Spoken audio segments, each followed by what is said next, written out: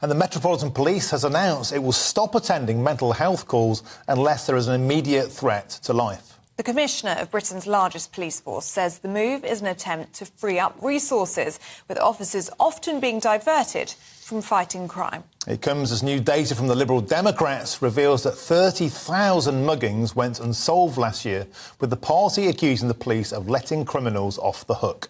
Well, former Detective Chief Inspector Mike Neville joins us now. Good morning to you, Mike. Very, very good to have your company. So what do you make of this, then? The Metropolitan Police are going to stop attending mental health calls.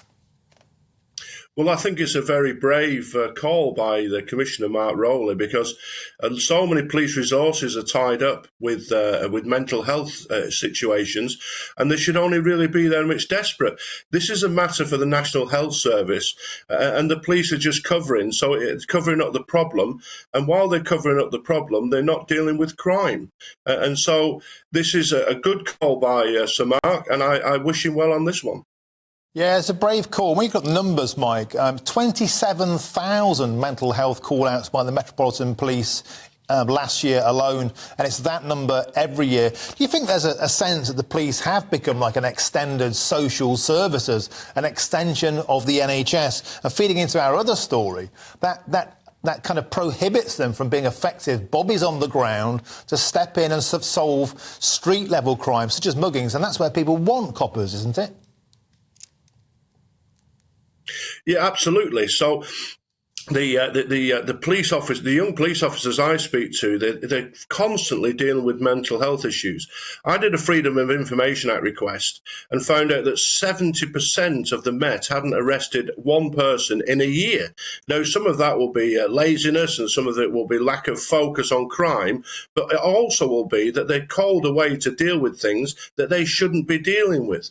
But when it comes to the muggings, the Liberal Democrats have some cheek, really, because they'll tell the police that they should be dealing with more muggings, but one of the ways to deal with muggings is stop and search, and that is something that they don't like, because the elephant in the room with muggings is the amount of muggings committed by young black men. They are 10 times more likely to be arrested than a white lad for muggings, and these are government stats. And the way to deal with this problem is not to ignore it. And we have Baroness Casey saying that the police are racist because they do too many stop and searches. You can't have both things. Either the police can deal with muggings or the police should stop doing stop and searches. They can't have both ends of the stick.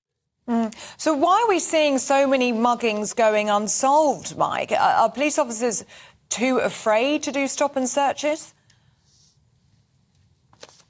One reason is officers are afraid to do stop and searches. And the other thing as well with muggings, they're quite difficult to solve unless you catch the person then and there.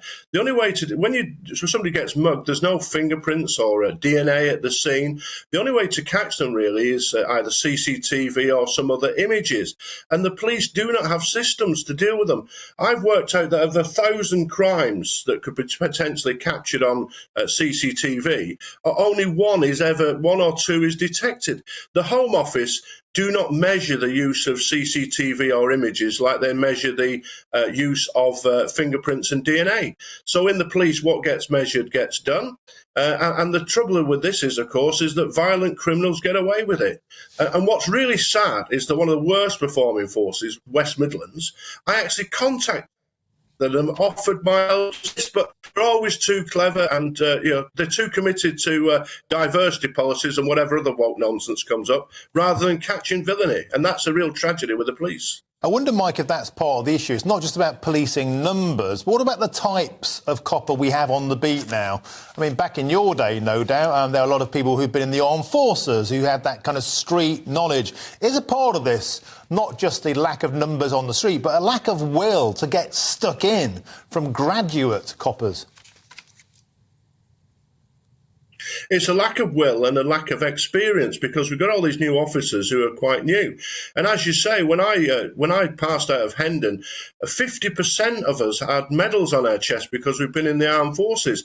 And it does take some bottle, really. It does take some gall, confidence to stand up to somebody in the street and say, right, I don't know who you are, what you're doing here. I know you've got a conviction for mugging, so I'm going to turn out your pockets and look for a knife. That really takes some presence and confidence. And a lot of young officers just simply don't have that. And also, when you constantly recruit from one pool, the students, they almost empathise with these things.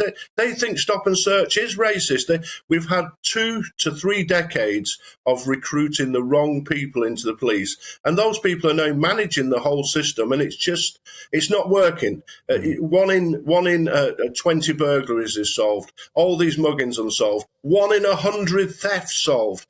Does no one feel shame? I would like to help the police. I offer my assistance. I can offer it now, but it isn't good enough, and the public deserve better. Mike, so interesting that you just recall off those numbers. How much of this is to do with trust in the police and trust in the police to take action? I mean, are people just not reporting these muggings because they know that nothing will come of it? Well, these muggings are obviously reported because we've got the stats, but where people report things is if there is a benefit, like insurance. So you report your house being burgled because you get your money. If your phone gets stolen in a mugging, you report it. If cash out your wallet gets stolen, you do not report it. And the police have become some sort of crime number allocation service rather than a crime fighting service. And we need to grip this.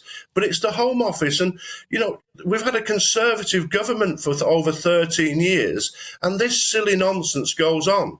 And what sums it up to me is this. I spoke to a chief superintendent from a provincial force, and he said he'd said to his assistant chief constable, I'm really worried about all these hot burglaries where people have been broken into when they're in the beds. I'm losing sleep about it. What do you lose sleep about, ma'am? And she said, the lack of female BAME officers. And that small story sums up the tragedy of British policing today.